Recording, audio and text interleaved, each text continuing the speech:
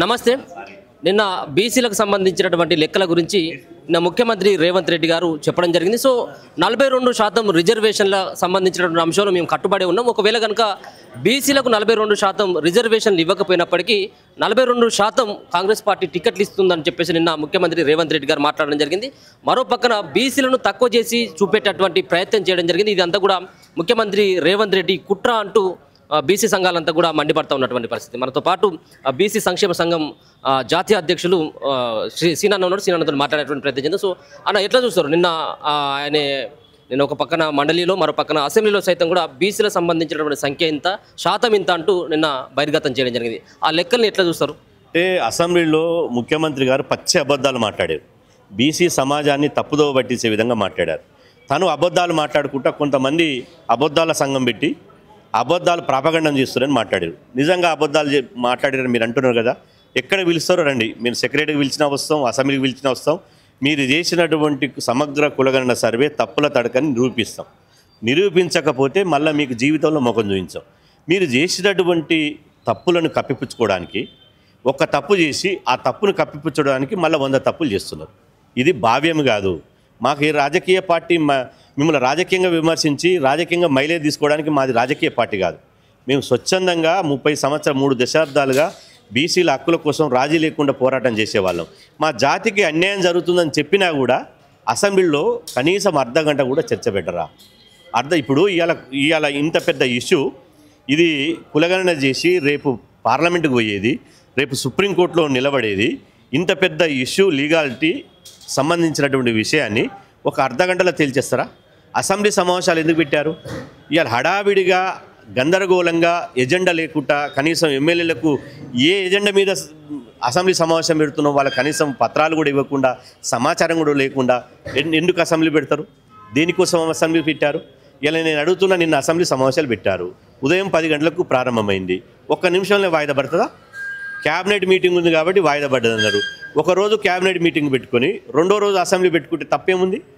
మీరు విమానాలు ఎక్కి స్పెషల్ ఫ్లైట్ ఎక్కి ఎన్నికల ప్రచారానికి మహారాష్ట్రకు పోతాడు, గోవాకు పోతాడు, హర్యానాకు పోతాడు, ఢిల్లీకి పోతాడు, హిమాచల్ ప్రదేశ్ పోతాడు, ర్యాలీలలో 2 రోజులు 3 రోజులు ఉంటాడు. కానీ ఒక్కరోజు బీసీల బతుకుల మీద అసెంబ్లీలో చర్చించడానికి సమయం లేదా? అంటే మీకు నమ్మి అధికారం ఇస్తే ఇలా కేసీఆర్ అనే నియంత్రణ ఇంటికి పంపించి మార్పు రావాలి, సామాజిక న్యాయం జరగాలని కాంగ్రెస్ అంటుందంటే మేము నమ్మి మిమ్మల్ని ఆదరించినందుకు బీసీలకు మీరు ఇచ్చే ప్రతిఫలం ఇదేనా? మీకు చిత్తశుద్ధి ఎక్కడ ఉందని అడుగుతున్నాం. అసెంబ్లీలో రేవంత్ రెడ్డి గారు మాట్లాడుతూ అగ్రకులాల జనాభా 2014లో 21%, కానీ ఇప్పుడు మాత్రం 16%, ఇప్పుడు తగ్గింది అంటాడు. 5% తగ్గింది అంటాడు. నాయన అప్పుడు ముస్లింలు అదేవిధంగా అగ్రకులాలు 2 కలిసి 21%గా చూపించు. ఒకవేళ మీరు చెప్పే లెక్కలైతే ఎంసీహెచ్ఆర్డీలో ప్రభుత్వ వెబ్సైట్ అయింది, అది ఒక ప్రభుత్వ సంస్థ. ఆ ఎంసీహెచ్ఆర్డీలో వెబ్సైట్లో ఉండే మేము ఎప్పుడైతే నిన్న ఈ కులగణన సర్వే అని చిత్తు కాగితంతో సమానం అని చెప్పి చింపి నిరసన వ్యక్తం చేసినామో, మేము చెప్పినటువంటి మీడియాలో ఎంసీహెచ్ఆర్డీలో ఇట్లా ఉందనగానే 5 నిమిషాలకెళ్ళి అలా తొలగించేసారు. మీ ప్రభుత్వం మీదే ఉంది కదా, అది తీసుకొని రండి, మా లెక్కలు మేము తీసుకొని వస్తాం అంటే మొదటి నుంచి కులగణన చేసినప్పటి నుంచి రేవంత్ రెడ్డి గారు బర్త్డే అయితే కేజీలు ఫ్రంట్ పేజీలలో యాడ్స్ ఇచ్చుకుంటారు. రేవంత్ రెడ్డి గారు మంత్రివర్గంలో ఏదైనా చిన్న పని 10 లక్షల పని చేసి ₹1,00,00,000 అడ్వర్టైజ్మెంట్లు ఇప్పించుకుంటారు. కులగణన చేసినప్పుడు కులగణనలో మీరు అందరికీ అవగాహన కలగాలి. అడ్వర్టైజ్మెంట్ ఇవ్వమంటే ఇయ్యరే. పేపర్లలో, టీవీలలో, అదేవిధంగా మీడియాలో ఒక అడ్వర్టైజ్మెంట్ ఇవ్వమంటే అడ్వర్టైజ్మెంట్ చేసి ప్రచారం చేయాలి. ఆ తర్వాత బీహార్లో 17 ప్రశ్నలు అడిగితే ఇక్కడ సందర్భం లేనటువంటి 76 ప్రశ్నలు అడిగారు. అదేవిధంగా ఎన్యూమరేటర్లకు శిక్షణ ఇవ్వమంటే అది కూడా ఇవ్వలే. కుటుంబాలను గుర్తించేటప్పుడు కుటుంబాలు లేనటువంటి సంచార జాతులు ఉన్నారు, తాళాలు వేసుకుని వలసపోయి దుబాయ్ పోయినటువంటి, బొంబాయి పోయినటువంటి వాళ్ళు ఉన్నారు. వాళ్ళ కోసం ఆల్టర్నేటివ్గా కుటుంబం లేని వాళ్ళని లెక్కించాలి. ఒకవైపు మాన్యువల్గా లెక్కిస్తున్నారు కదా, ఇంకొక వైపు ఆన్లైన్ ద్వారా ఒక యాప్ క్రియేట్ చేసేసి వాళ్ళు దుబాయ్లో ఉన్నా, బొంబాయిలో ఉన్నా, అమెరికాలో ఉన్నా, ఆస్ట్రేలియాలో ఉన్నా యాప్ ద్వారా కులగణన పాల్గొనేటట్టు ఆన్లైన్ ద్వారా తీసుకోవాలని మేము రిప్రజెంటేషన్ ఇచ్చి సీఎస్ గారికి ఇచ్చినాం, ముఖ్యమంత్రి గారికి ఇచ్చినాం, పట్టించుకోలే. అదేవిధంగా ఈ కులగణన మీద అవకతవకలు జరగకుండా ఎప్పటికప్పుడు ఇది పకడ్బందీగా జరగాలంటే ఇందులో ఉన్నటువంటి బీసీలో ఉన్నటువంటి మేధావులు, సోషల్ ఎమినెంట్ పర్సనాలిటీలతోటి ఒక సలహా మండలి వేయండి. ఆ తర్వాత ఈ కులగణన కోసం ఒక ప్రత్యేకంగా ఒక నోడల్ ఆఫీసర్ని అని చెప్పిన ఒక నోడల్ ఏజెన్సీని పెట్టండి, ముఖ్యమంత్రి దాకా మంత్రుల దాకా వచ్చి మాట్లాడేటువంటి పరిస్థితి ఉంది, ఎప్పుడప్పుడు కోఆర్డినేట్ చేసుకో. అది చేయలే, అడ్వర్టైజ్మెంట్ ఇవ్వలే, కుటుంబాలను సరిగా గుర్తించలే, ఆ తర్వాత నోడల్ ఏజెన్సీని పెట్టలే, సలహా మండలిని పెట్టలే, ఆ తర్వాత కుటుంబాలు తిరిగి ఇంటింటికి తిరిగిన తర్వాత ఇలా సర్వే ఫారాలు వచ్చిన తర్వాత ప్రభుత్వాన్ని కంప్యూటరైజేషన్ స్టాప్ లేకుండా కాలేజీ విద్యార్థులను డిగ్రీ ఇంజనీరింగ్ చదివేటోళ్ళని కలెక్టర్ల మీద మెడ మీద కత్తి పెడితే వాళ్లకు ఒక ఫారంకి 25 రూపాయలు ఇస్తే వాళ్ళు బీసీ అంటే ఓసీ కొట్టేశారు, ఎస్సీ అంటే ఓసీ కొట్టేశారు, ఓసీ అంటే ఎస్టీ కొట్టేశారు. ఫారాలు నింపే కాడ కూడా తేడాలు వచ్చినాయి. ఇవన్నీ అవకతవకలు చేసి అక్రమాలు చేసి ఇలా ఇప్పుడు ఏమి తెలవనట్టు, మీకు ప్రభుత్వానికి సంప్రదింపులు చేయనట్టు, సలహాలు ఇవ్వనట్టు, ఇప్పుడు అసెంబ్లీలో కూర్చొని మేము చెప్పిందే వేదం, మేము చెప్పిందే కరెక్ట్ అని ఎట్టంటారు. నిన్న 100% అసెంబ్లీలో రేవంత్ రెడ్డి గారు తప్పు మాట్లాడారు. గతంలో చేసినటువంటి కేసీఆర్ సర్వేను కూడా ఉద్దేశిస్తూ ఆయన మాట్లాడడం జరిగింది. గతంలో కేసీఆర్ సర్వే చేసినటువంటి సందర్భంలో బీసీల సంఖ్యను లెక్కిస్తూ మరో పక్కన ఇప్పుడు బీసీల సంఖ్య పెరిగింది, వాళ్ళ శాతం కూడా పెరిగింది అన్నటువంటి వ్యాఖ్యలు కూడా నిన్న ఆయన మాట్లాడడం జరిగింది. సో ఇప్పుడు మీరు హ్యాపీగా లేరా? గతంలో ఉన్నటువంటి కుటుంబ సర్వేలో ఉన్నటువంటి తీరుగా కాకుండా ఇప్పుడు అంత సానుకూలంగానే జరిగింది, బీసీలకు న్యాయం జరిగేటట్టుగానే ఈ సర్వే జరిగింది, కావాలని ఉద్దేశిస్తూ వాళ్ళు కొంతమంది ప్రయత్నం చేస్తారు. మేము ఒక సమగ్ర కుటుంబ సర్వేను ఆధారంగా చేసుకొని మాట్లాడతలేము. 2011లో దేశవ్యాప్తంగా కూడా జరిగింది జనగణన, కేంద్ర ప్రభుత్వం నిర్వహించింది. 2011లో తెలంగాణ రాష్ట్రం జనాభా 3,50,000.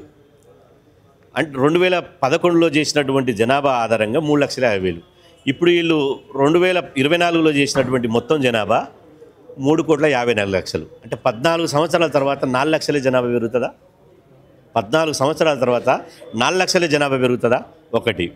రెండోది, ఇలా 2011లో తెలంగాణ రాష్ట్రంలో మొత్తం కుటుంబం సంఖ్య 80 లక్షలు. ఆ తర్వాత 2014లో మొత్తం కుటుంబాలు ఉన్న సంఖ్య 1,05,00,000.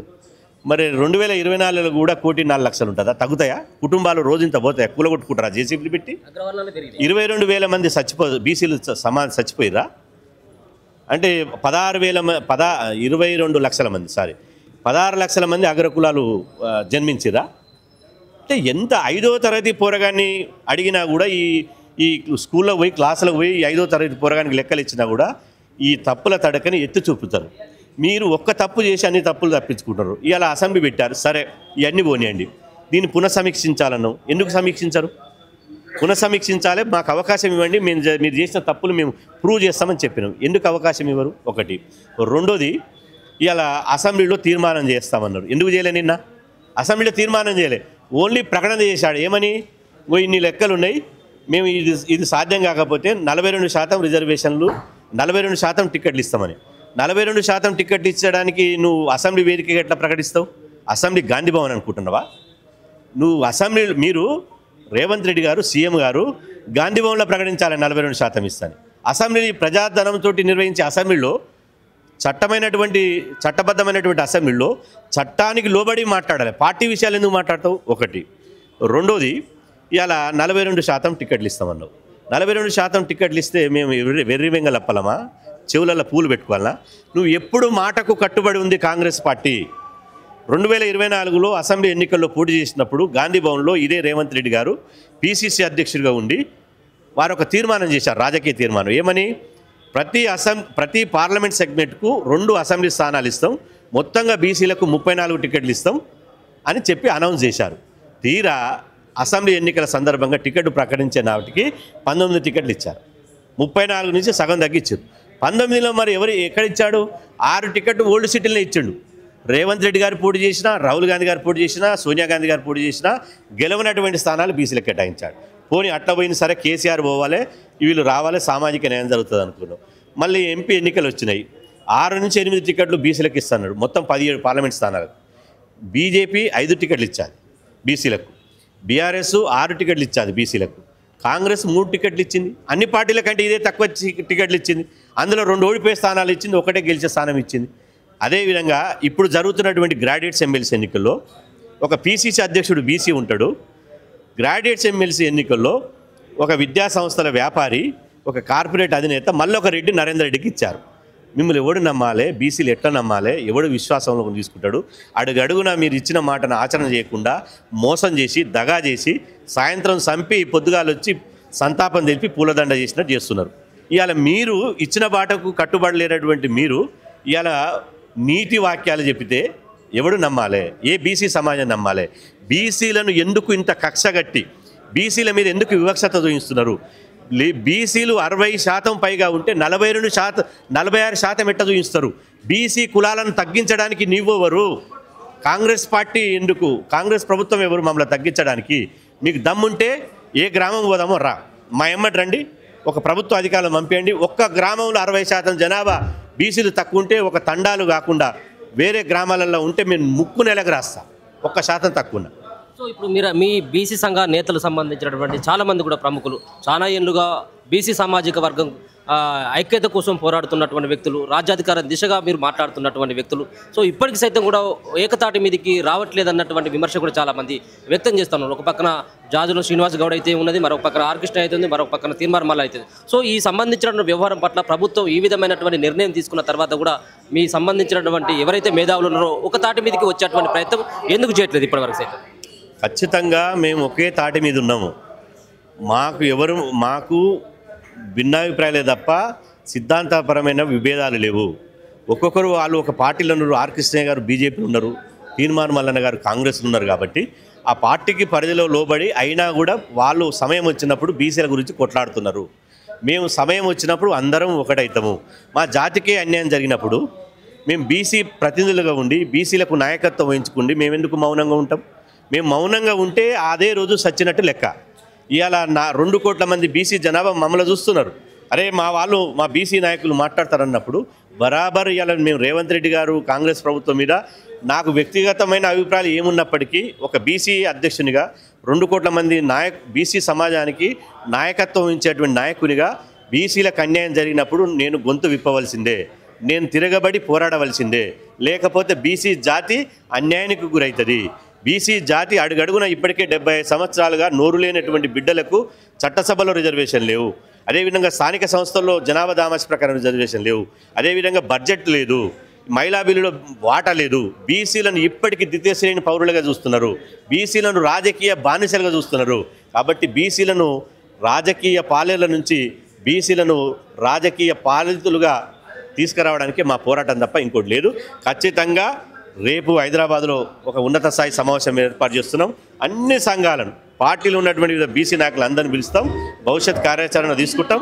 బరాబర్ కాంగ్రెస్ చేసిన తప్పిదాన్ని ఒప్పుకొని దీన్ని పునఃసమీక్షించి దీన్ని ఇప్పటికైనా అసెంబ్లీలో చట్టం చేసి అదేవిధంగా మళ్ళీ రెండోసారి కులగణన చేసి ఎలాంటి లీగాలిటీ అప్లికేషన్స్ రాకుండా పార్లమెంట్లో చట్టం వచ్చే విధంగా సుప్రీంకోర్టులో నెగ్గే విధంగా కాంగ్రెస్ ప్రభుత్వం చిత్తశుద్ధితో చేయాలి. లేకపోతే మాత్రం కాంగ్రెస్ పార్టీని వదిలే ప్రసక్తి లేదని చెప్పి సందర్భంగా హెచ్చరిస్తున్నాం.